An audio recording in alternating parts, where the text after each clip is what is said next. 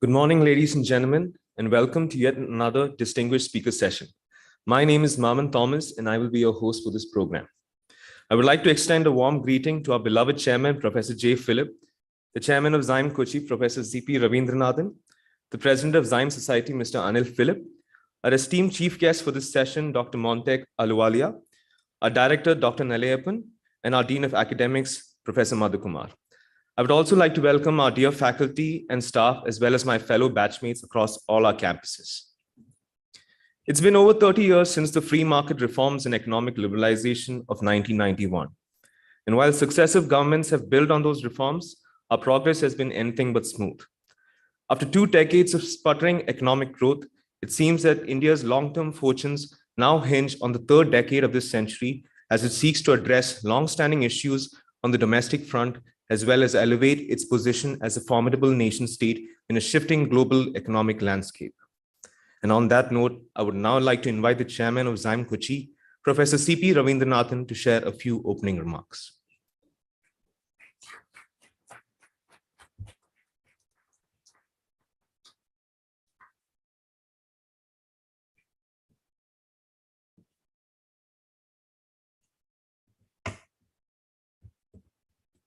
Mr. Montek Singh Ahluwalia, founder of XIME and chairman, Bangalore campus, Professor J. Philip, president of XIME Society, Mr. Anil Philip, director, Dr. Nalayappan, Mr. Joy Uman, members of the faculty, distinguished guests, and dear students. In the distinguished speaker series, we have today Mr. Montek Singh Ahluwalia. He is an economist of high standing, having distinguished himself in senior positions in both the World Bank and the International Monetary Fund, a former Secretary, Ministry of Commerce and Ministry of Finance, and a policy maven who had been associated closely with the economic reforms in 1991, and most notably, Deputy Chairman of the Planning Commission from 2004 to 2014, a long spell.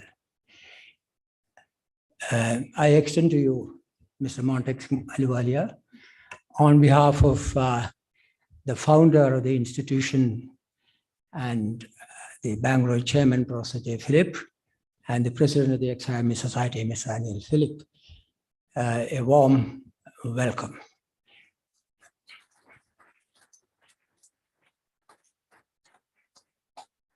I may recall that Mr. Montek Singh Ahluwalia had addressed us last year. It was in March 2021 at a seminar on 30 years of liberalization. He spoke online, but at the end of his address, he received a standing ovation from our students.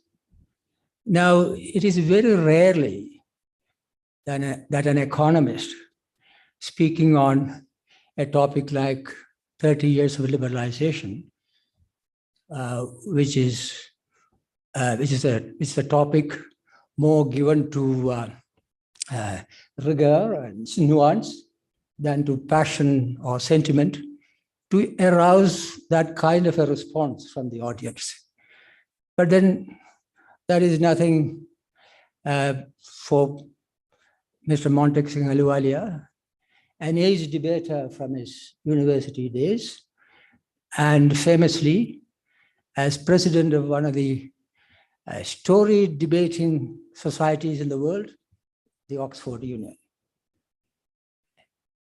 Mr. Ahluwalia will speak to us today on India's economic outlook in the next 10 years in terms of economy, business, and business industry and technology. This is, of course, a subject of vital importance to future managers as they look at what lies ahead of them in terms of their career aspirations and opportunities. Now, if I may briefly situate this debate, situate today's session, let us look at the figures of India's economic growth by way of background to today's session. India grew at an average rate of 3.5% from 1950 to 1980. In the 80s, it rose to 5.5%. Since the economic reforms in 1991 and up to 2013, the average annual rate of economic growth was 6.4%.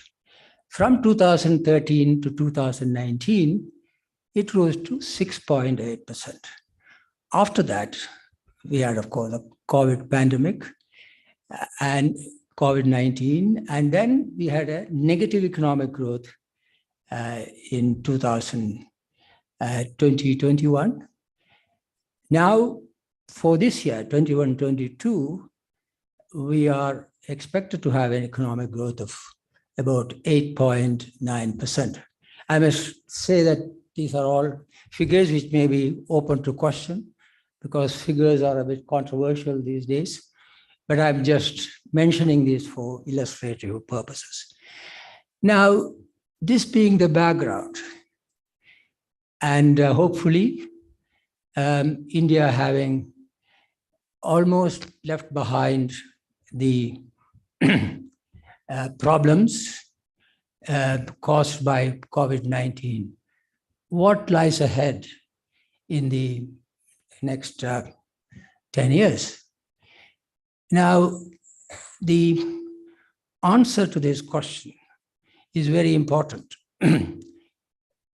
particularly in the context of poses that we make to ourselves as to when we shall become a 5 trillion economy, when we shall become a 10 trillion economy, and when we will move from our position in the global GDP league from 6th or 7th now, depending on the rate of exchange of the Indian rupee, to the 3rd position, which is on the medium term where we are destined for.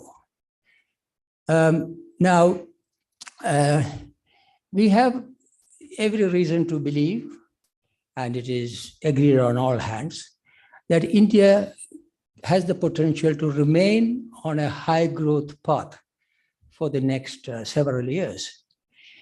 India, in that sense, belongs to the Asian economies, which registered high rates of growth in recent decades, thereby earning for themselves the category of newly industrialized countries. India belongs to that group, although India came into it at a later stage, and India is having to follow some of the policy prescriptions or some of the strategies followed by the Asian countries up to a point.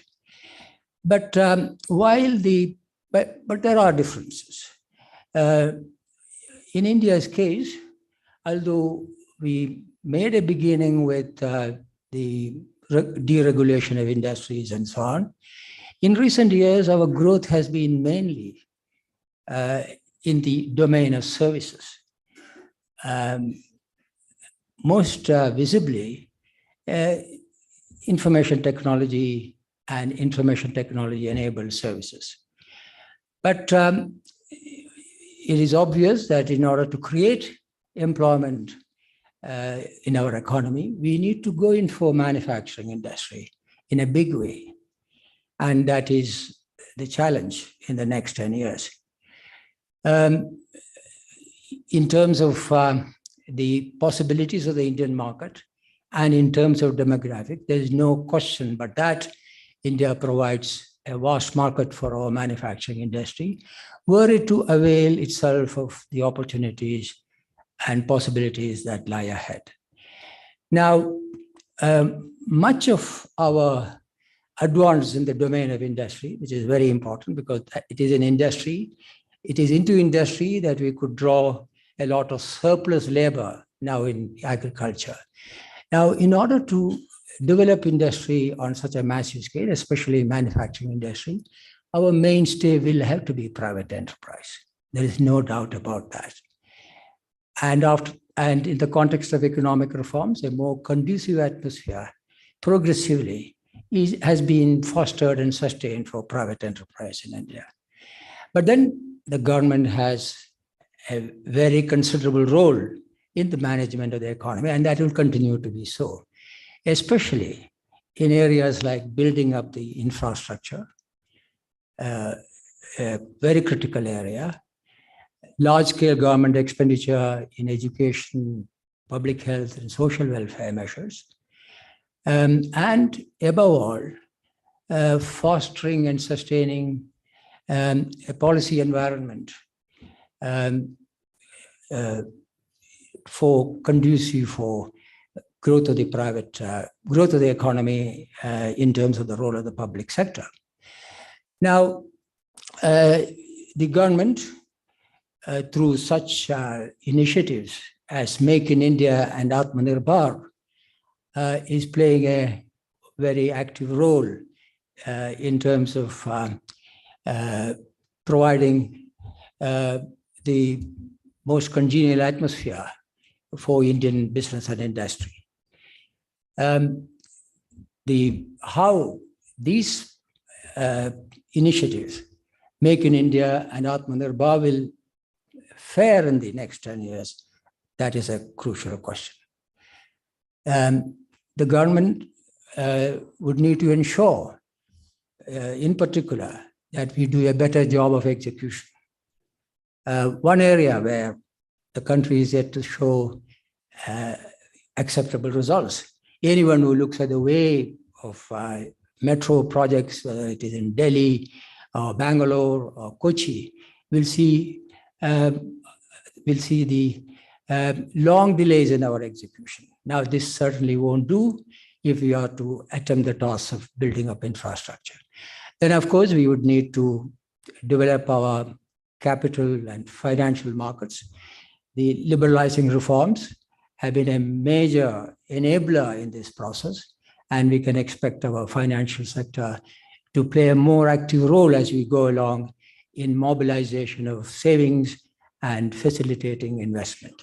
Labor market is another important going to be another important focus in the coming years, especially in terms of the transitions that we expect there from farm to non-farm, from rural to urban, from subsistence, livelihood to wage employment, and so on and so forth. And we have to attempt all this in the next 10 years in the context of industry 4.0, what is called the fourth industrial revolution. And while doing so, let us remind ourselves that we are constrained in the use of conventional energy for industrial development in the coming years, especially in view of the commitments that India has made in reducing carbon intensity. Now, alongside all this are, of course, the fault lines in the Indian economy. Growth of GDP is by no means enough. In fact, more important than the quantitative aspect, that is increasing the rate of economic growth, is the pressing need for addressing the fault lines of the Indian economy, which are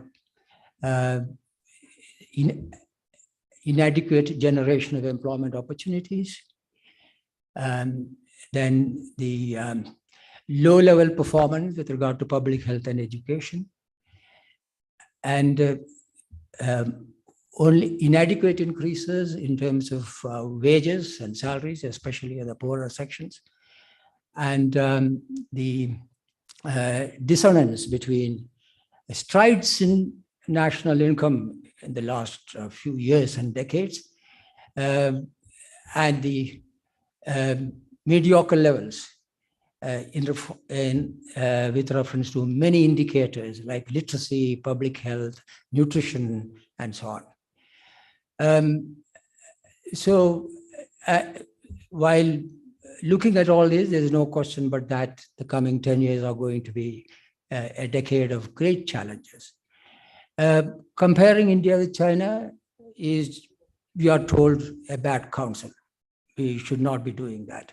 But then I think, given the fact that very soon we shall be surpassing China, thanks to our very vigorous demography, we are going to be the most populous nation in the world, and they are going to be the second largest. They are our biggest neighbor, a rival, and a worry. So we should certainly measure our own progress with an eye on what China has done, what China is likely to do, much as they are far ahead of us. Their per capita income is over $12,000 now, as against 2,200 or something for us. They are far ahead. But there is no question but that, given the nature of things, we will catch up with China. The question is when, whether it will be in 2 decades, 3 decades, whatever. By the dynamics of growth, it will happen. But we would need to hasten the process. And we would need to draw some lessons from the success factors that China has developed and continue to develop. We have our own success factors, our vigorous private sector and so on. So we will have to leverage those while making sure that we certainly match China's progress in areas of strength. And that area is the strides we have, notably that area is the strides we have made in science and technology. Given the progress we have made in some areas of technology like IT, we are very favorably circumstanced in reinforcing our resource endowment with science and technology in the coming years. And that is definitely going to make a lot of difference to our economic performance in the next 10 years. So these are some of the themes which come to my mind as we look at today's topic. I'm sure we will hear much more on this and in very authoritative terms from Mr. Montek Singh Ahluwalia. So it is for me now to step aside and requesting Mr. Ahluwalia to address us. Thank you.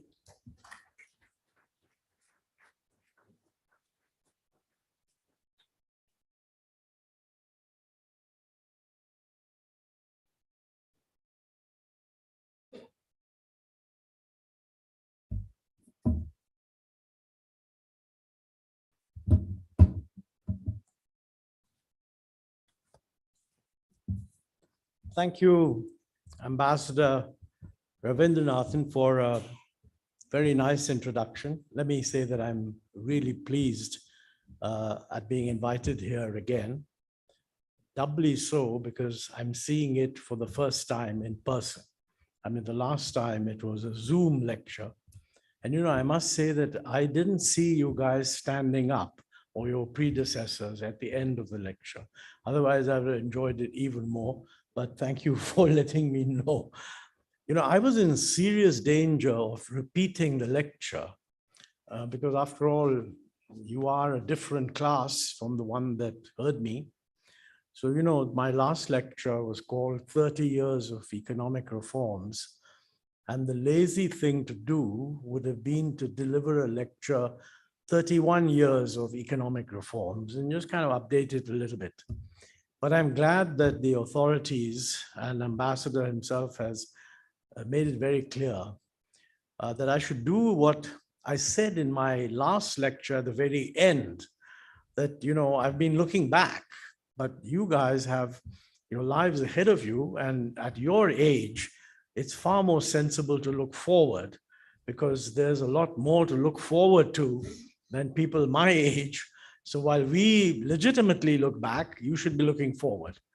And I saw the link that they gave me yesterday. So I was able to refresh my mind on what I said.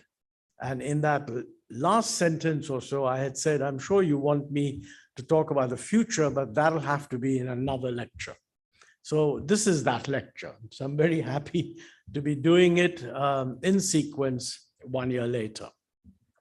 Now, I don't want to summarize, but it's worth, since you are a new class, it's worth saying a few things about what have these reforms actually done, and more importantly, what didn't they do? And so let me take a few minutes. I've been given an hour.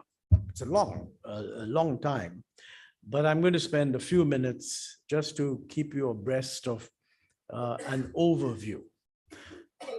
Just 5 or 6 points that I want to make. Point number one, the 91 reforms were different. I mean, every government talks about economic policy every year. Every budget is supposed to be new, and even the same finance minister making his 5th budget somehow manages to present it as if this is a new set of initiatives. But the fact of the matter is 1991 was different. Earlier, we made incremental changes. In 1991, we said, look, what we've been doing is the wrong thing for now. So we are going to turn everything upside down. Of course, we never said that because it was the same party running the government. But generally, if you have an opposition party take over, they say everything that these fellows have done is wrong, and we're now going to do the right thing. But if it's the same party, they can't say that. So they said, well, we've been making changes, and now we're also going to make changes. But I think they underestimated the fact, not underestimated, underpresented the fact. They should have said, look, we've been following a certain approach to policy, and maybe that was the right approach at the time. But now we're following a different approach. So fasten your seatbelts and enjoy the ride. That's what they should have said. But what were these changes? I think the changes were very substantial because if you look back, you will find that our economic policy before 1991 was guided by the principle that the state or public sector enterprises should occupy the commanding heights of the economy. So all the really important areas should be in the public sector. That was point number one. Point number two was that, the private sector will always cater to the consumption demands of the richer population. And yet, if we want to, as it were, feed resources to the commanding heights, we must discourage this. And therefore, the private sector should be kept under tight control. Don't allow investment without government approval, etc. Don't allow foreign investment. Don't allow imports, etc. Lots of controls over the larger Indian private sector. And these two very fundamental principles, along with import controls, was just upended in 91. Many areas that were earlier reserved for the public sector were thrown open for the private sector. Lots of controls on Indian private sector enterprises, which actually prevented them from responding flexibly to the marketplace, were abandoned. You didn't need government permission to expand investment. You could import whatever technology you wanted. You could import capital goods that you wanted in order to modernize, et cetera, et cetera. So it was a very big change. Foreign direct investment was much more freely allowed, not completely freely, but much more freely allowed. And import duties were progressively reduced, not immediately, but slowly. So, these were quite fundamental changes in shifting to a private sector dominated open economy, which frankly in 1991, when these changes were made, the global thinking was very much along those lines that, look, the world is doing very well. We knew that China was doing incredibly well. East Asia was doing well, and we were not doing that well. So it made sense for us to sort of do these things. So you might ask, but we didn't do them in a concentrated bang. And that's because we're a democracy and politicians always worry whether they will be, they will find it difficult to sell the need for change. So changes were made very gradually.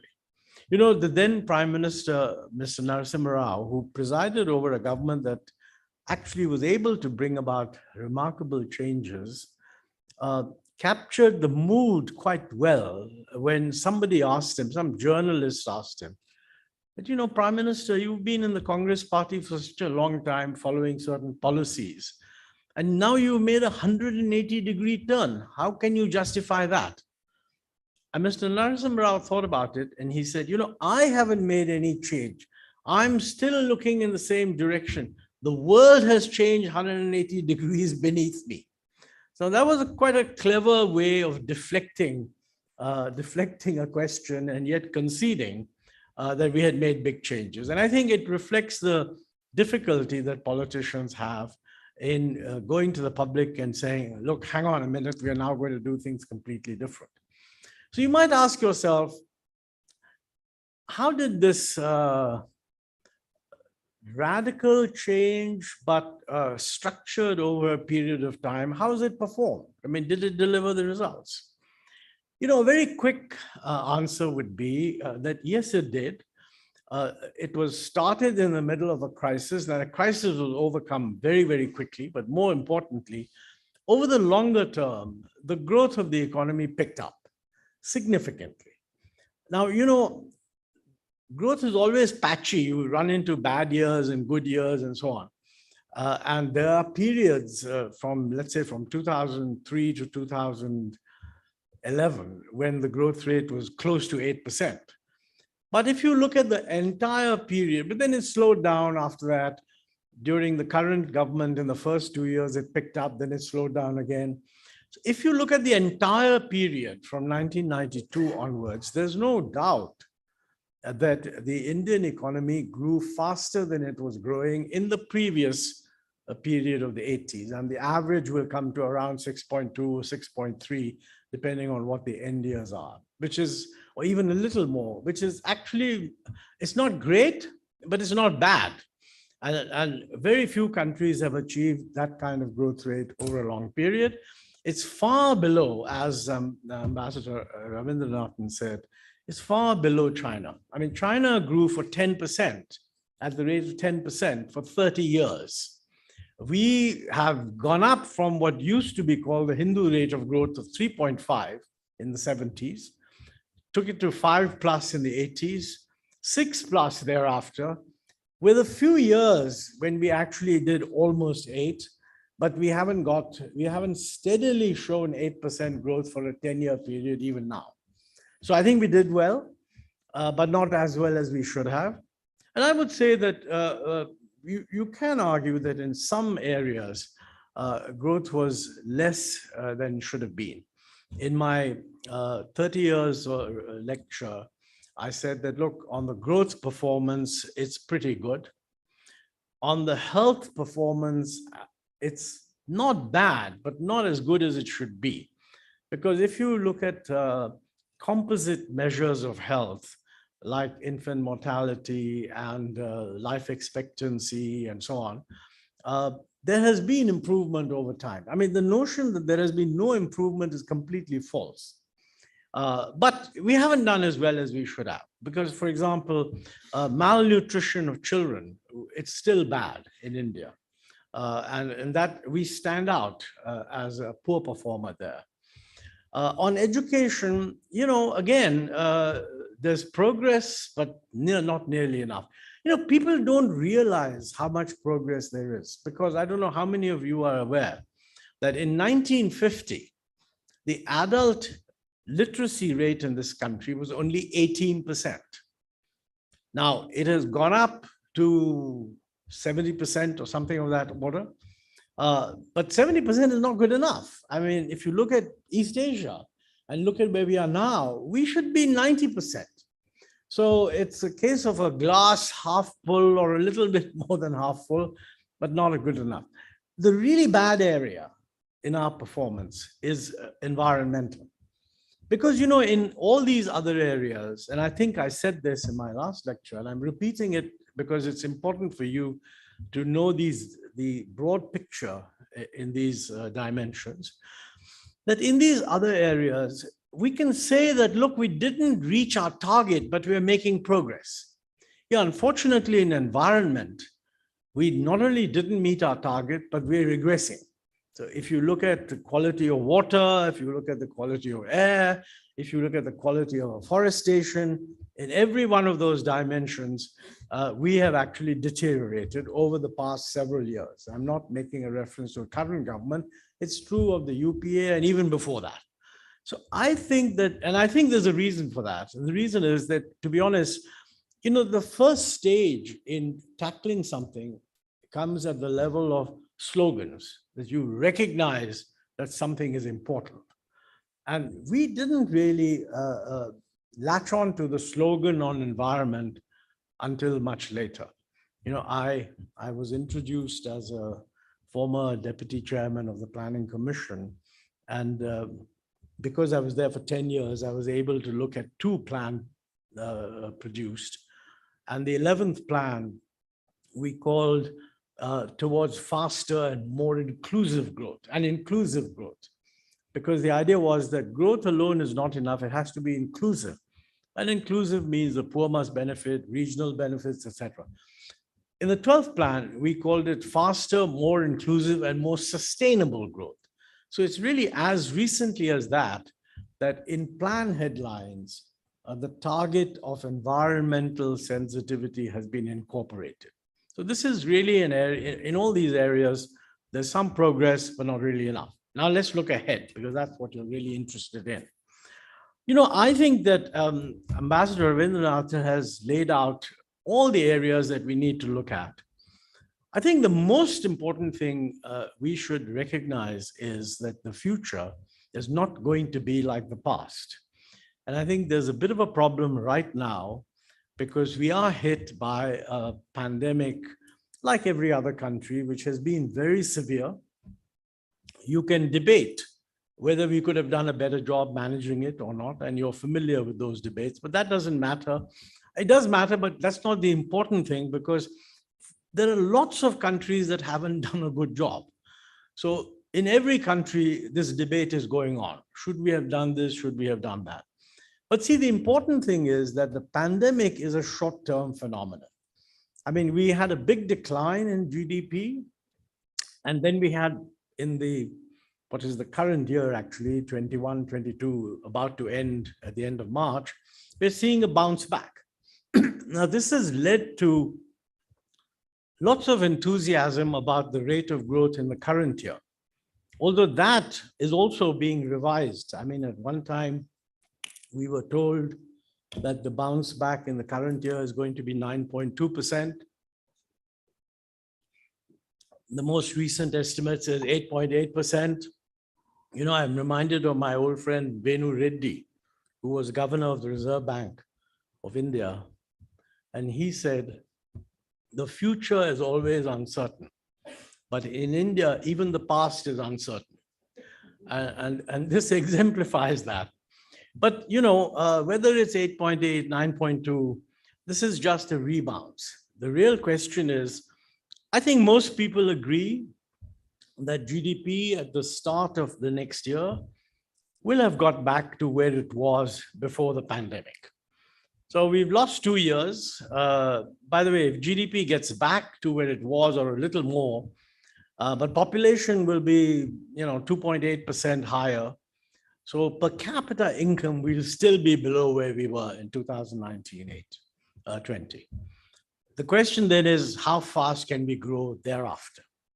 Now, there was some talk about, China is ahead of us, and I want to put that in some perspective.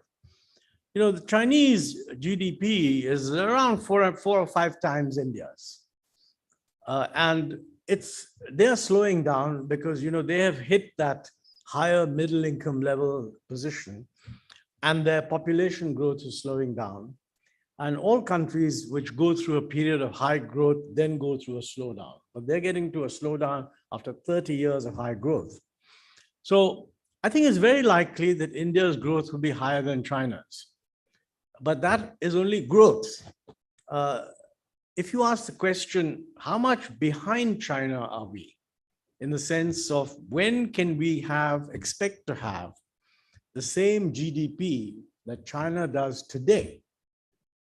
The answer would be, you mentioned decades, the answer is 2 decades. Most people would zero in somewhere around 2 decades. And that assumes that India will grow at around 7 to 8% in the years ahead. Now, I do believe that at one time we were hoping at 8 and 9% growth. But the reason why the future won't be like the past is because that hope was based on a world that was growing more rapidly. And I think in future, people don't expect the world to be growing that rapidly. A lot of the fragmentation of the global economy that you are observing is going to lead to slower growth of trade and slower growth generally. And therefore, the average growth rate of the world economy will be much less. In that environment, India can still grow at 7 to 8%, primarily because we are very backward at the moment. We are considerably behind the curve. And there's a lot of potential to raise our productivity to the levels that prevail in other countries. Because of that, we can grow at 7 to 8%. But this is not predetermined. To grow at 7 to 8%, we have to put in place the right policies. So, I don't find these arguments about when are we going to be a 5 trillion economy, when, you will become a something trillion economy at a certain time and point in time. The critical thing, I think this has become the new mantra, replacing the old focus on growth rates. If you say you set a target 10 trillion economy by some year, what it really means is that the growth between now and then must be X%. The advantage of fixing a growth target is that you can check whether you're on track next year. If you just fix an endpoint, you can still keep saying, oh, we'll get there, but don't bother me with details. So I think it's much better to translate these into growth rate targets and say, look, this is the growth rate we're going to achieve. And I think that 7 to 8% is feasible, but it's feasible in a conditional environment where you do certain things. So the question that should be asked, and this is very important for all you guys, because you're about to enter the labor force. So quite frankly, it matters to you whether we grow at 7 to 8% or not. We have to remember that the Indian economy had slowed down even before the pandemic. So in the last 2 years or so before the pandemic hit, the average growth rate was a little less than 5% or something of that order. So one question to ask is, will our future growth rate be only 5%? I think if it is only 5%, we will not see the reduction in poverty that we saw earlier. We will not see the increase in the number of jobs that we saw earlier. We will not see the inflow of foreign direct investment, which is very much a function of how an economy is growing.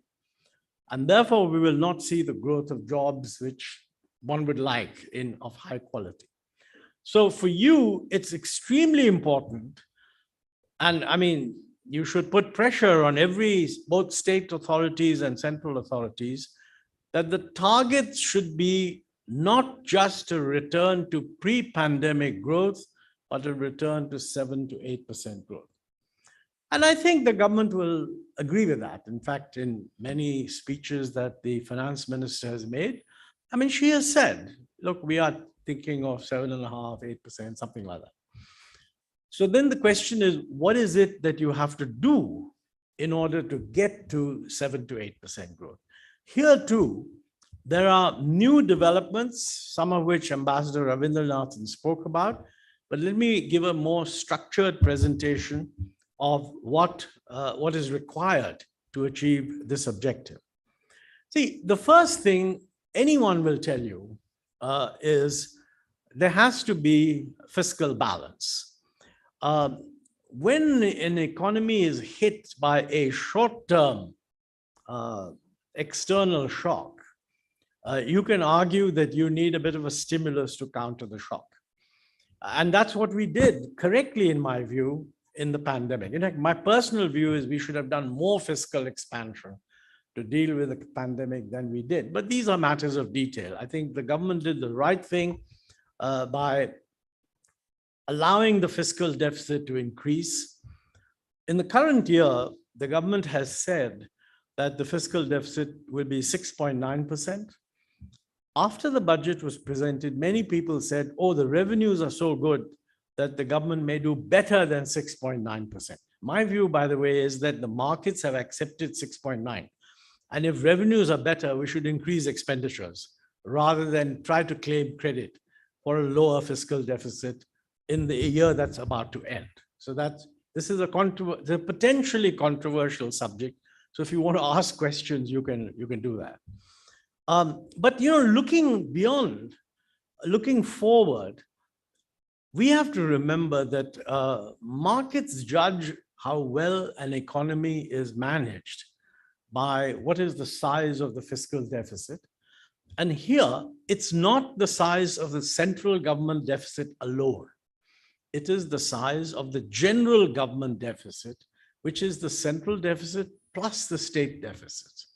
Now, if you take those two together, of course, for the current year, we don't have reliable information, but most people would say that, it's somewhere on the range of 9%, center plus states, which is high, and which I think is okay in the sense that, given that it was a pandemic year. But next year, when the central deficit goes down to 6.4, according to the budget, the states have been allowed to go up to 4.5. So 6.4 plus 4.5 will take it to almost 11% or something like that. Those kinds of levels are much higher than other developing countries. I don't think there's anything wrong with that because we're still trying to get over the pandemic. But we must have a medium-term target that, look, we must tell the markets that this is high, but this is not what we intend to do. And we are putting in place a set of policies that will actually bring the deficit down over a 4 or 5 year period to something more reasonable. Now, what is more reasonable? In the past, we have set fiscal deficit targets for the center of 3.5%, maybe of the states of 3%, so 6.5 or so. That means that what is otherwise going to be over 10% would probably have to come down to 6.5%, which is an improvement of 3.5 percentage points of GDP in the fiscal deficit. Okay. Now, if this was simply a matter of improving the fiscal deficit, you could say, well, you should cut expenditure, increase revenue, etc. But the challenge before the country is that the central government, the government taking center and states together, is not too large. Very often you hear people say, oh, the government in India is over bloated. It is over bloated in certain areas, but there are huge areas where we are not doing enough. That's certainly true of education. It's certainly true of health. It's even true of police forces and the judiciary. You know, the number of judges per million people in our country is much smaller than in other developing countries. Now, if you're going to run a system based on the rule of law, then you cannot ignore the fact that the judiciary needs actual adequate resources. I mean, if you don't run a system based on rule of law, that doesn't matter so much. And you're just relying on the police doing the right thing. But that's not the case here. In many areas, the central government has to do a lot more, and therefore expenditure has to increase. If you make a rough calculation, most people think that the center and the states together over the next 5 years should increase expenditure on health by about 1.5% of GDP, should increase expenditure on education by 1% of GDP, that's 2.5%, should increase expenditure on R&D, including R&D in agriculture, by another 1% of GDP, that's 3.5% of GDP, should increase public expenditure on infrastructure by 1% of GDP. That takes it to another 4.5 or 5% of GDP. And in addition to that, you have the defense requirement, because the fact is that we are not spending enough on defense. Our defense to GDP ratio has been falling. And there would have been nothing wrong with this if we were living in a world where geopolitically we were feeling more secure. We are not. We are living in a very troubled part of the world, and we don't have a particularly comfortable relationship with our largest neighbor. Our borders are under threat. So the chances are, and it makes good sense, to plan for more expenditure on defense. How much more, I wouldn't say, but let's say at least 0.5% on defense has to be spent. You know, this means that on the expenditure side, you have to plan to increase government expenditure by about 6% of GDP in order to meet what I would call the essential requirements of government spending, okay? In addition to that, you must reduce the fiscal deficit, the center and states combined, maybe by about 4% of GDP. Now that is a turnaround of 10% of GDP. And that cannot be done entirely by raising taxes. There is room to raise taxes, but not 10% of GDP in a 5-year period. So the answer has to be that we have to do a lot on the tax front in terms of tax reform. And, you know, I think we can get a lot of revenue resources without raising tax rates too much by simply reforming the system. And we can go into that if you want to ask questions on that subject. But in addition to that, we will have to stop undertaking certain types of wasteful government expenditure. And this, by the way, becomes a controversial part of policy making. What are wasteful government expenditures? I would not say that anything in health or anything in education is wasteful. So let's be clear. These are sectors where there are subsidies, and there should be subsidies. And quite honestly, I think those subsidies have to be increased. But do we need to subsidize, let's say, electric power? Highly controversial issue. And no state is free of guilt in this area. Yet, we are simultaneously saying we must address climate change. Addressing climate change means we must get away from polluting fuels. Our electricity system is dominantly 70% based on coal, and we're subsidizing electricity. So you really cannot tie these things up. So I put this, if I had a blackboard, I would say electricity subsidies. This is an agenda item, and you guys should think about, I mean, by the way, if you were standing for election tomorrow, I would strongly advise you to avoid making any statement on the subject because it's highly controversial. But on the other hand, if you are planning for your future, Let me tell you, if India continues to subsidize electricity the way it is doing, your future is going to be seriously jeopardized. Because on the climate change front, we are at the cusp of very, very damaging possibilities, which, the latest report of the IPCC, Intergovernmental Panel for Climate Change, which has come out, has said that, look, if climate change, global warming continues the way it seems to be doing at the moment, the outcome will be terrible. Agricultural productivity will fall by 10% in countries like India. And what is more, the rise of sea levels would make Mumbai seriously threatened. I think Bangalore, fortunately, is not threatened by the rise of sea level, but there'll be other parts of Karnataka which would be threatened.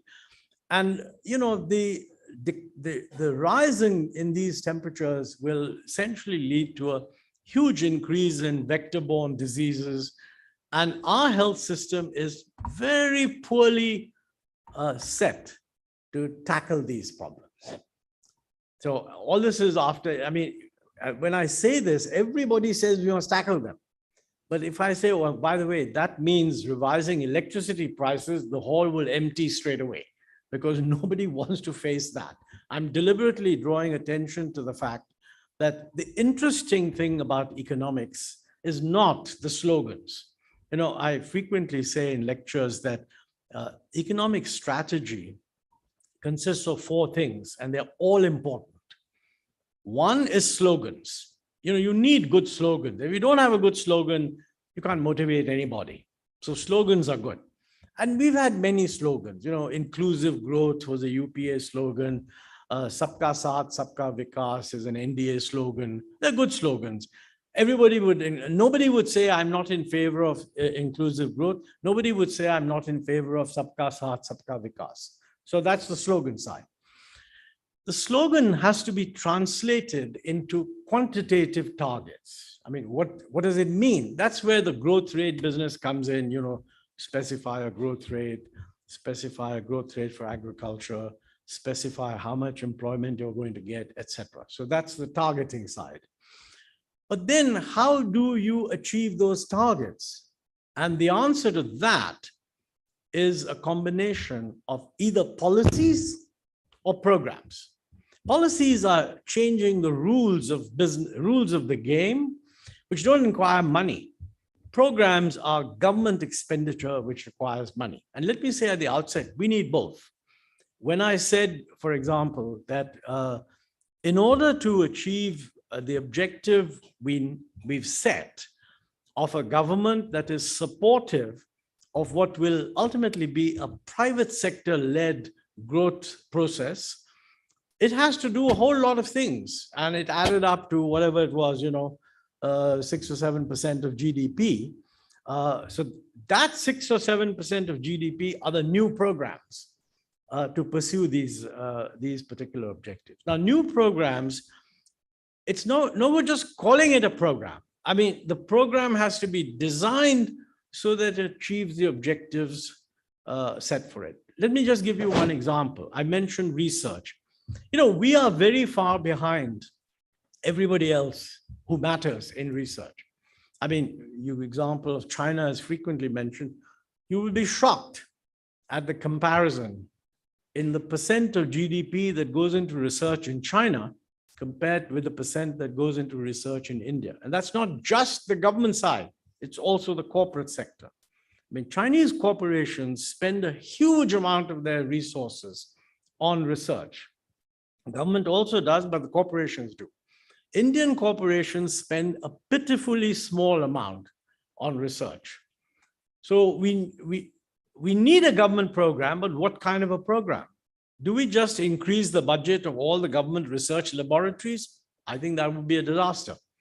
What we need is a much more competitive system of introducing new programs saying, look, we will offer research grants to any laboratory or combination of public and private sector laboratories that want to do research in the areas that the government feels are important to do research in. and fund these programs, not just in government laboratories, but also in the private sector. Now, the moment you say that, you can have two views. And one view would be that, no, give it to the Ministry of Science and Technology, and they will give it to their institutions and they'll do research. The other view would be open a new window. I think we need to do a lot more of this opening a new window. Similar issues arise with every other program. Take infrastructure development. I said government needs to spend 1% on infrastructure development, but that's not enough. The country needs to spend extra 2% of GDP on infrastructure development. And the extra is going to come from the private sector. Now, one approach is that we do our infrastructure development and you do yours. The other approach is that, look, infrastructure development does not generate enough revenue to support a straight private investment effort. You need to have a government program that will supplement the revenue that the private sector would get in order to encourage the private sector to get into this activity.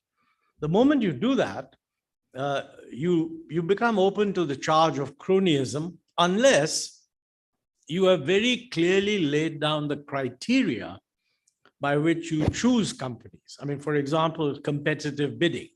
If you have a robust system of competitive bidding and you say that, look, this is what we want done, please bid for this, and whoever gives the highest acceptable bid gets the contract, and as part of the contract, the government gives a subsidy, that would be a workable kind of program. So there are many issues that have to be decided, even if you agree on the program content of the policy. But before that, there has to be the macro fiscal balance. The government must get this money. And getting this money means cutting existing expenditures and modernizing taxes. Modernizing taxes is also controversial. I mean, for example, if you ask any tax expert, they will tell you, and I think the 15th Finance Commission, which did a lot of work on this area under the chairmanship of my good friend N.K. Singh and others, they did a lot of research and came to the conclusion that even with the existing rates of taxes, if we were to modernize our tax system at our level of per capita GDP, we should be able to get 5% of GDP more over a few years. So somebody must lay out a program that what does this require? And in the next 5 years, we're going to do this. Now, one of the simplest things which has been talked about is that the GST is a very major reform that was brought about in 2016. We were trying to do it in the UPA. We weren't able to get a consensus in Parliament. When the new government came in, the NDA government, earlier as states, they had opposed it, but fortunately, when they came into power at the center, they supported it and they got it done, which I think was a major step forward. But everybody knew, and even they themselves said, that the rate structure has become very illogical, too many rates. And the idea was that we're going to reduce these rates. Now, the government has been talking about this for some time. I believe the GST Council has to decide that this cannot be done in the budget. This has to be done in the GST Council. And the GST Council is going to meet in a couple of months. One of the issues they have to face is, can we reduce the number of exemptions? You know, at the moment, 50% of the items in the average person's consumer basket are not subject to GST at all. Now, all over the world, there are exemptions. People exempt food items, baby food, maybe medicines, but not 50% of the consumption being exempted. So clearly, somebody must agree that this 50% exemption must be reduced to whatever, 20%. And then there must be political support for it. Secondly, the lower taxed items are taxed at too low a rate. 5% at the moment is the lowest rate, should easily be raised up to about 8 or even 10%. Again, that's a politically difficult thing to do. But, unfortunately, there's not enough awareness that these are the tough actions. I mean, and unless there is awareness, you may get action, but it may not be enough. So you announce, it looks as if you've done a big reform, but you actually haven't got to do what you really need to do. I mean, the only solution to that is that from the informed public, the academics, students, etc., it should be clearly perceived that this is the expectation. And now please do it and put pressure on whoever's in the GST. And this is not just the center. A lot of the opposition comes from state finance ministers. So individuals in states should educate their finance ministers that, look, if you really want to get good revenue to deliver the services we are expecting of you, this is the tough thing you have to do. There are many other examples I can give you, but these are the two that I thought I would mention right now. I think if we could convince people that we are moving to a path of fiscal balance, not balance, but a containment of fiscal deficit, you would have a much more market-friendly world economy to deal with, in which more foreign investment will come in.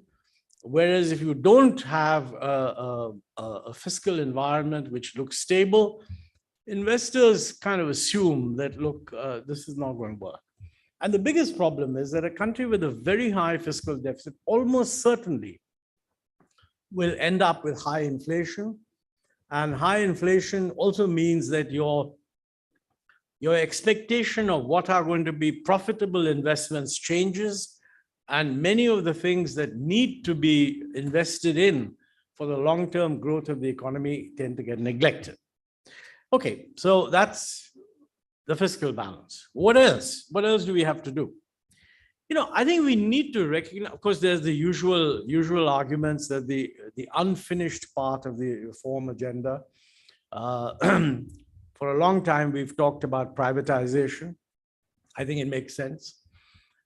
We've done Air India, which is good, but only Air India has been done so far. Clearly, over the next year or two, if a credible set of public sector enterprises can actually be privatized, I think, people will assume that India has got over this bottleneck. I mean, this is an area, by the way, where the slogans have already been now done, because earlier, even the slogan of privatization was not acceptable. That somewhere in the UPA and Vajpayee government, privatization became an acceptable slogan. This government, the UPA did not actually favor privatization. They were dependent on left support.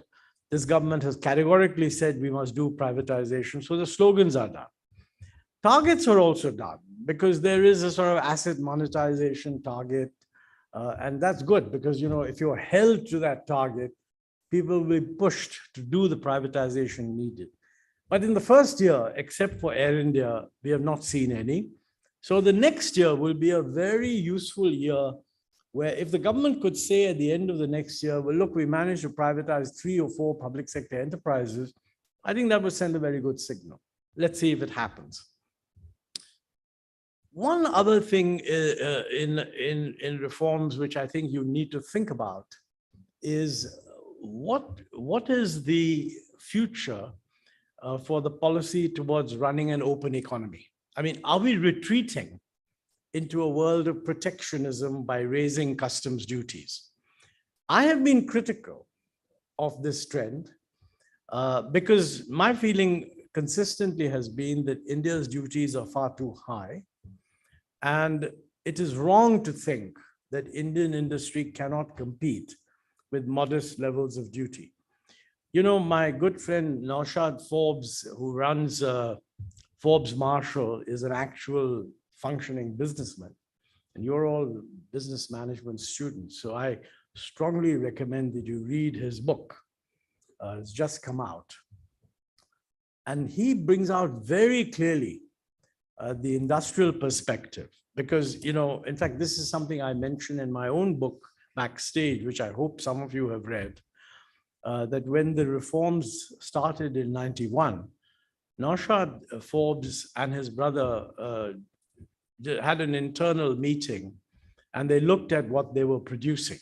And they asked themselves the question, in which of these products are we actually competitive?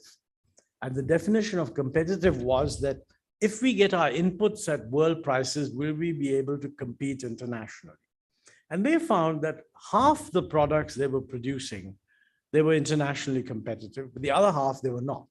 So they took a management decision to phase out the half that they were not competitive and concentrate on the ones that they were competitive, and set targets of achieving 10% and then 20% and then 50% export. And they're pretty close to the 50% today. So that's a success story of getting out of the artificial shelter of high duties, which has actually worked. And you don't have to listen to me as an economist. I mean, he's actually running his company. And the book is a fascinating example of what it takes to do that. He also, by the way, draws attention to the fact that there's no way that Indian industry can achieve what we expect it to achieve if its attitude towards research remains what it is. I mean, Indian corporations are spending far too little on research.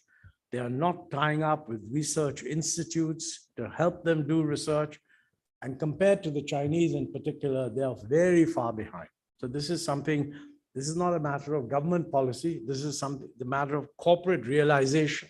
And frankly, the only reason they do that is because they think that whenever necessary, they can appeal for higher protection. If the corporate industry was convinced that the government has a policy that this is our rate of customs duties and it's going to go down to an average, let's say we set the objective, the average of what other developing countries have in Asia, and they knew that the customs duties will go down in this dimension, they would themselves begin to plan for the change. This doesn't have to be done immediately, but you say over the next 5 years. I mean, any corporate sector faced with that situation will start thinking about what to do. And I think that, you know, the Atmanirbhar program that has been announced, I mean, it's interesting that the government has clarified, which is good, that they don't view this as a return to protectionism. The Prime Minister has said, I want Indian industry to be strong. I want Indian industry to be integrated with the global economy. I want Indian industry to be part of global supply chains, all of which is good. But my problem is that if you follow a policy in which customs duties keep rising, Indian industry will never be able to integrate with global supply chains. And I think we need to adopt a policy very clearly which says that, look, we're going to reduce duties. Now, there is the view, the new, how do you fit the new production-linked incentives policy into this framework? There are lots of problems, and many people, and Naushad Forbes is very critical of this because he feels that when you get a production-linked incentive, you're actually choosing a company and you're giving them an incentive to produce something. And the real problem is that you spend the money, but if they don't deliver the goods, do you keep spending more money? Or do you say, look, now you're on your own? And in that context, the duties become very crucial, because a company that gets a production-linked incentive should not later on come back and say, well, you know, you supported this, we gave you the program, you're giving us money, we have set up this factory, but for this reason or the other reason, it's not competitive and imports are coming in and we're not able to get business. Why don't you raise the customs duty? We should absolutely avoid any such thing. The reason is that government is usually very careful about giving money. I mean, if an industrialist comes back to government and said, look, you gave me X, I promised to do Y, life has become difficult, give me 2X. The chances of his getting that are zero, because no joint secretary will sign off on giving more money for fear of later on being held responsible. But everybody is happy to sign off on higher customs duties. So it's very important to avoid a situation where special interest groups begin to mobilize in order to get higher customs duty protection, and the sufferers are really the consumers. So this question that, in the world moving forward, how are we viewing our own prospects as a trading nation? I think that there is an unfortunate rethinking based on the fact that globally, globalization has lost support. It's true. Western countries have become very uncertain about globalization because they've been hurt. But let's face it, what has happened is the richer countries have faced competition from the poorer countries. Poorer countries is mainly China, but also India. I mean, India's share of exports and services as a percent of GDP has increased sharply. So these countries, having lost competitiveness, are retreating into protectionism. We are the beneficiaries of this process, okay? Because we are the ones our growth rate has gone up, our exports have gone up, etc. But what is happening is, in the West, the way they've been hit has increased inequality within the West, because the middle skilled workers, the traditional manufacturing workers, etc., have lost jobs. The finance guys and so on, they've made lots of money. So within the West, there is a perception that globalization leads to an increase in inequality. But actually, it leads to a reduction in inter-country inequality. So as a country, we have benefited. But within countries, it has increased inequality. Because when we start trading, the people who benefit in our system are the ones who are able to export. And they tend to be the more higher income category. I mean, all these software techies who are surrounding you in Electronic City, they're the principal beneficiaries of liberalization.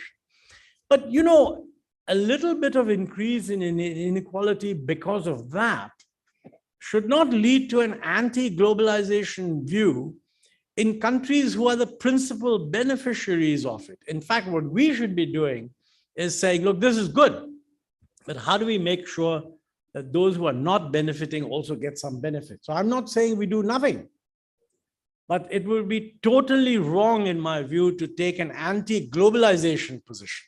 We should take a position that we need to do something to make the globalization inclusive for us.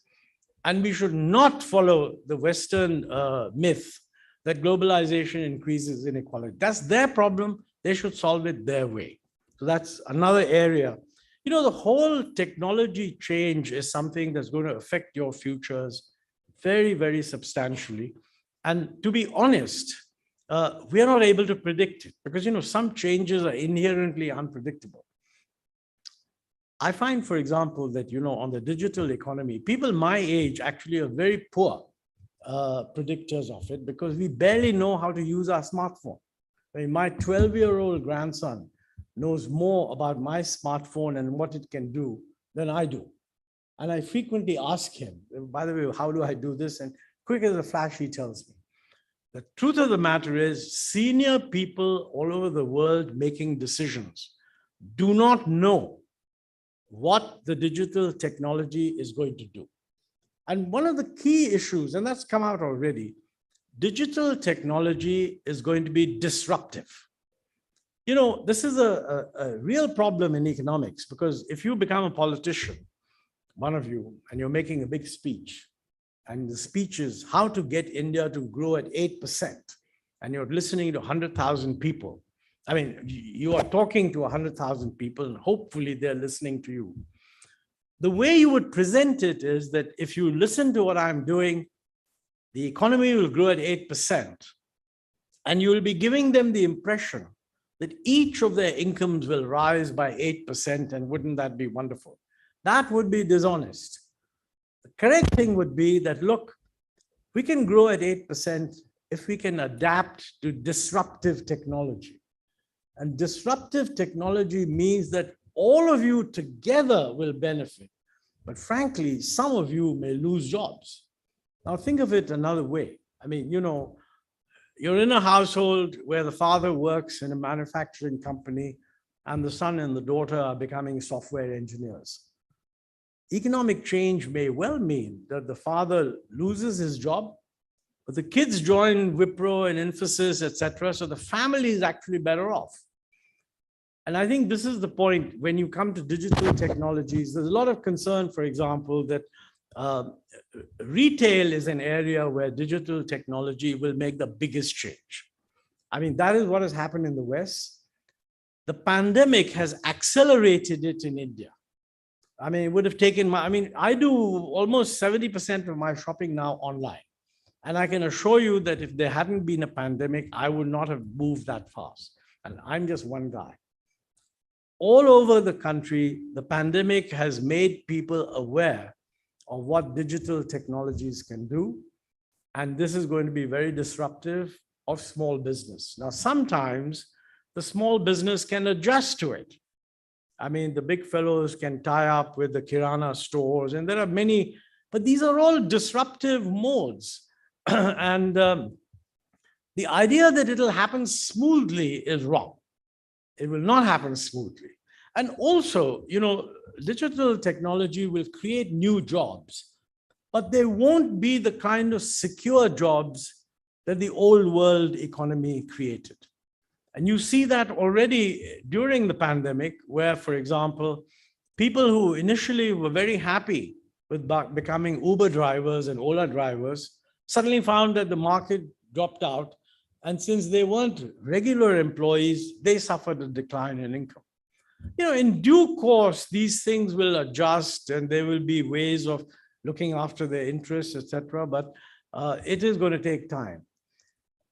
To my mind, if we fail to adopt and adapt to the technology, we will be condemned to grow at 5%. If we are willing to do that, we could go up to 8%. But for that, we have to be willing to take the disruption. And to take the disruption, the focus of government should be not on stopping the technological change, but creating the support system for those who are worst affected. This is a very, very different thing to do. And many of these changes will be essentially, once people have got used to it, it'll happen automatically. For example, let me give you another example. Probably the area where digital technology will make the biggest change is in retail of pharmaceuticals. In retail of pharmaceuticals, it's not like going to a shop and choosing mangoes in, a good Indian household where the man or woman in charge likes to buy mangoes, looking at the mango and turning it around and so on. So they're not very happy with this digital stuff. But if you have to buy a branded medicine, you don't look at it and say, is it okay?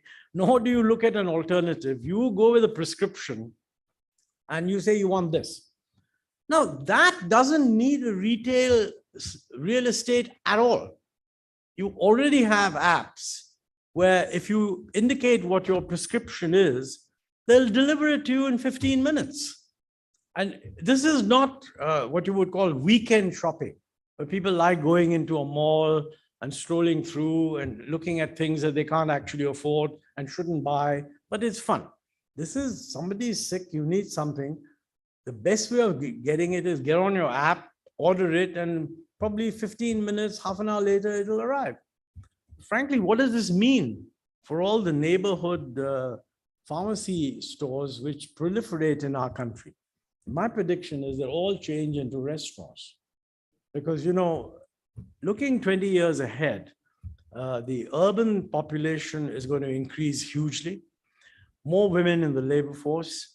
People will not be able to afford household help and cooks and so forth. They will eat out more. But the number of markets that we have are limited. And all these chota retail stores that get phased out will ultimately end up converted into coffee shops, restaurants, dhabas of one kind or another. So there's a change that's possible. Some jobs will be lost, some jobs will be gained. But it's very important to recognize that the solution does not lie in stopping technology. The solution lies in welcoming it and then adjusting to it. So that will be a huge huge challenge for all of you. I think those are the main points. Yes, I think one other point, and that is the pandemic. Hopefully, this coming year will see concerns about the pandemic fading out. I already see that there are much fewer masks being worn in this hall than I could spot in my video session. So let's hope that I'm still carrying one. So let's hope that you're all right and that it will actually lead to a much improved outcome. I think there's a good chance of that, but nobody is predicting anything because variants can occur. So frankly, managing this pandemic remains a question mark, not just for India, but around the world. But you know, one thing that the pandemic has done globally, it has that and the geopolitics, it has changed the assumption of seamless global connectivity with supply chains spreading all across the world. And the problem with a supply chain that is spread all across the world is that if any bit of it gets disrupted, the whole chain may get disrupted. So people are now looking very hard at how can they shrink the supply chain to make it more manageable. And many existing trade arrangements may need to be rethought. I think we need to be very clear that is the shrinking of confidence in vastly extended supply chains, is it a reason for us not being open? Or should we think that, look, the global economy still offers huge opportunities for a country like us. We should look at how the world trading system is changing and integrate into the new system as best we can. And I think if you look at it from that point of view, probably progress through liberalization via multilateral trade agreements is unlikely, because I'm afraid the support for WTO internationally has gone down amongst the Western countries. But on the other hand, more regional arrangements will proliferate. They are proliferating. It's a pity that we haven't actually signed the RCEP agreement. I thought we were going to, but it was under pressure from industry. Government took the opposite decision. But there is talk of a new agreement in Asia, sort of the successor to the TPP, which Japan is kind of keen to push, which doesn't include China. Now, this is an interesting issue, because if you want to be part of that agreement, you have to give up some of your reservations on freeing up digital trade. I mean, the old goods agreement, our problem with RCEP was that it dealt with goods and services. It did not have deep changes required in terms of intellectual property and so on. But our problem was it included China. And we were not happy to open up vis-a-vis China. I think that's wrong, because we can compete with China. That's not a problem. But TK, for whatever reason, China was a problem. Now, the new trading, which will come, won't include China, because geopolitically, Japan and these Western countries are too nervous about China. But on the other hand, they're not nervous about us. Actually, they're very keen for us to join.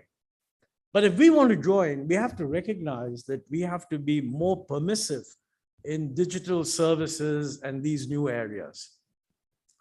And the vested interest there will be quite strong. Traditionally, we have viewed these things as something we shouldn't agree with. My own gut instinct is we should rethink our position on this, because in many ways, it gives India a terrific opportunity to latch on to what is the rising area of trade liberalization, but that will include taking on obligations on investment, guarantees of investment, things of this kind. And we need to think hard about that. So these are some of the things that we need to bring to the front burner. I think I'm just about reached the end of my time. Fortunately, I still have a few minutes, but I'm not going to use them, because I really would like to hear questions. The summary is that the future is going to be different from the past. So don't go on and on about the 91 reforms and what did you do right. Let's think afresh. But the future is going to be a lot more challenging and full of many, many more controversies. And it will require us to rethink some of the positions that we've been taking in the past.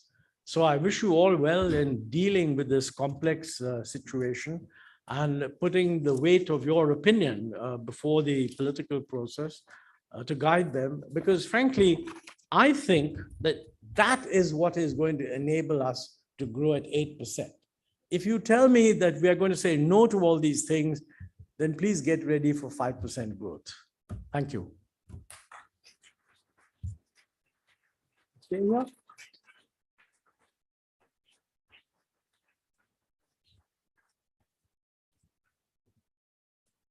Answer questions from there. Thank you, Mr. Ahluwalia. We would like to open up the floor now for some questions from the audience.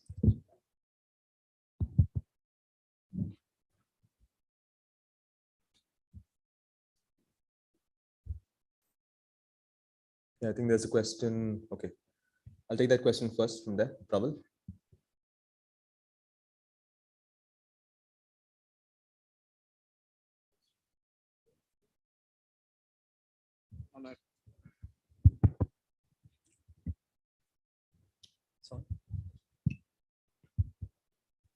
Good afternoon, sir. My name is Praval Jain.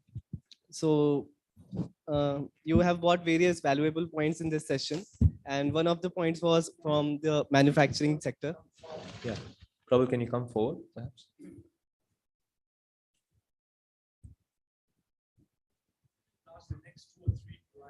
All right.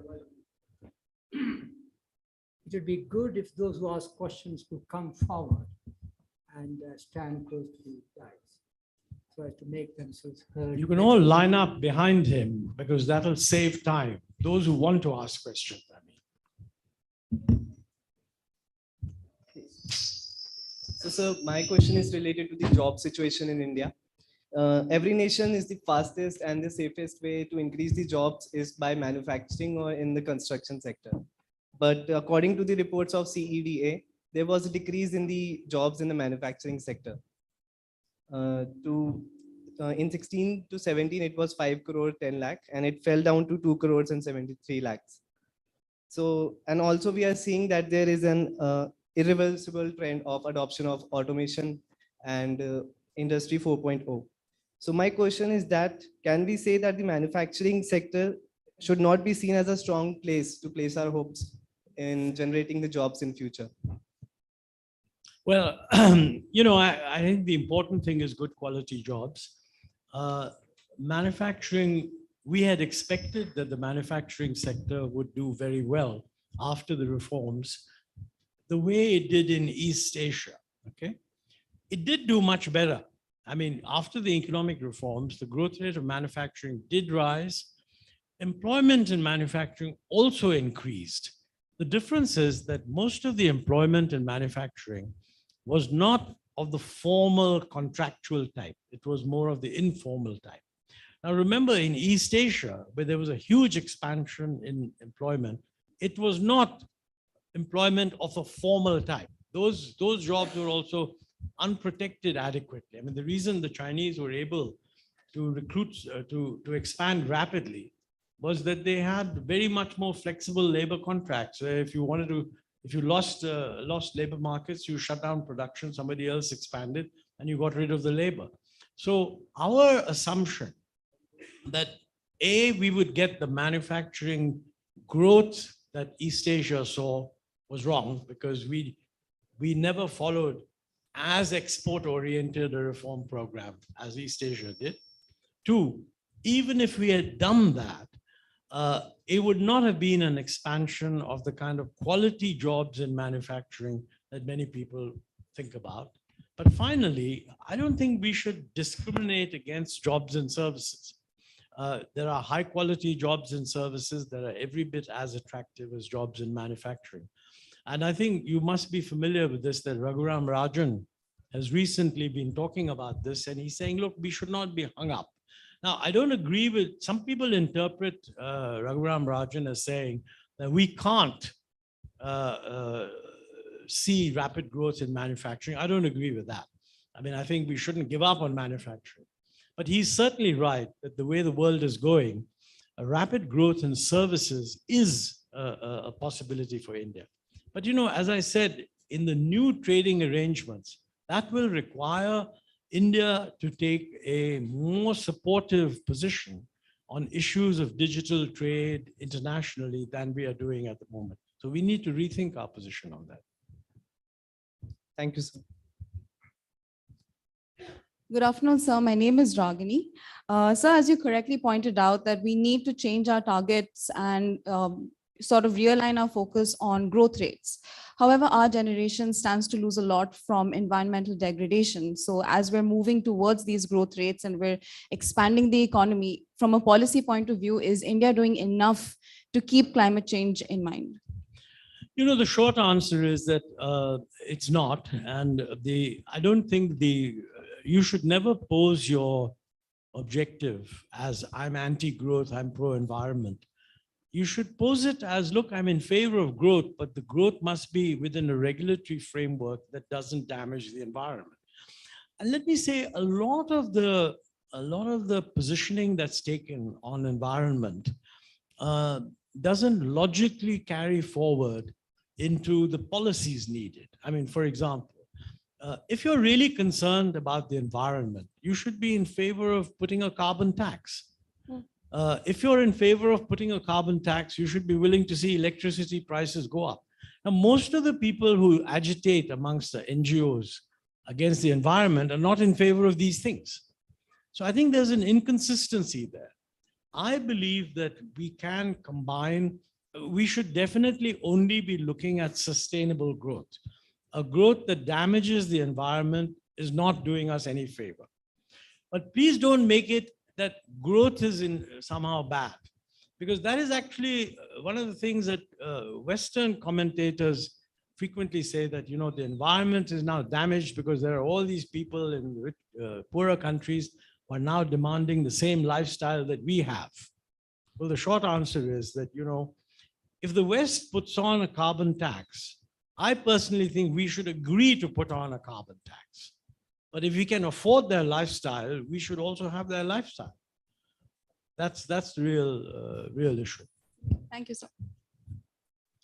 Good afternoon, sir. My name is Tuti. So in your book, The Backstage, you discussed about the major agricultural reforms under the UPA government. So my question to you is, what do you think are and were some of the major causes of the continuing agrarian distress in India? What was it, some of the last paper did you say? So what do you think are and were some of the major causes of the continuing agrarian distress in India? Yeah, well, first of all, thank you for bringing up Backstage. It's nice to know that younger people are reading the book. It was really written for you. Look, when you say agrarian distress, please always remember that you are currently commenting on an economy that has gone through an agonizing pandemic shock. So make up your mind whether the distress you're talking about is due to this shock, and that distress is very real, and we can go into whether it could have been handled better or not. But one way or another, within a year, this part of the economy will be back to normal. Has agriculture done well? Not as well as we had hoped, but agricultural growth has been closer to the potential than manufacturing growth. But even so, I think average growth rate in agriculture has been about 3% with ups and downs. And we had hoped that it should be 4%. So there's a lot that needs to be done to modernize agriculture. And I think we should. Agriculture, by the way, is dominantly a state subject. And again, from the environmental point of view, one of the worst things about the agricultural policy is that water is not priced. Canal water is heavily subsidized. Fertilizer is heavily subsidized, which is causing environmental damage. So I don't know whether when you mix with your friends who worry about agrarian distress and you put in these things, whether they want to throw you out as a rebel or whether they say, yeah, that's exactly what I meant. I think we have huge problems in agriculture. And we need to tackle them. But in my view, that's a state subject, really. The central government has very little to do except in the fertilizer subsidy. And I personally think that we should phase it out. If we want to give farmers support, let us convert it into a cash transfer, and they can either use it for fertilizer or better seeds or whatever they like. Now with the permission of Mr. Montek Singh Ahluwalia, we will pause at this point and take the remaining questions after the lunch. We have a post-lunch session, interactive section again with the speaker. We will continue with the questions on that occasion. We are now nearing the time for the vote of thanks, to which we may proceed now.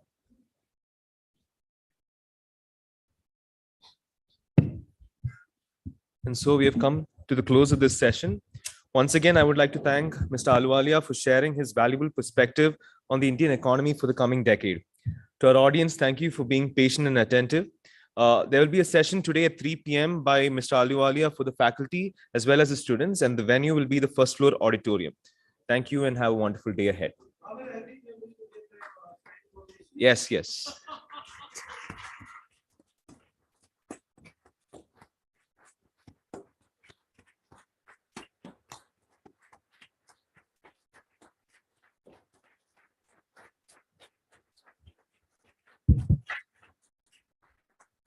Thank you.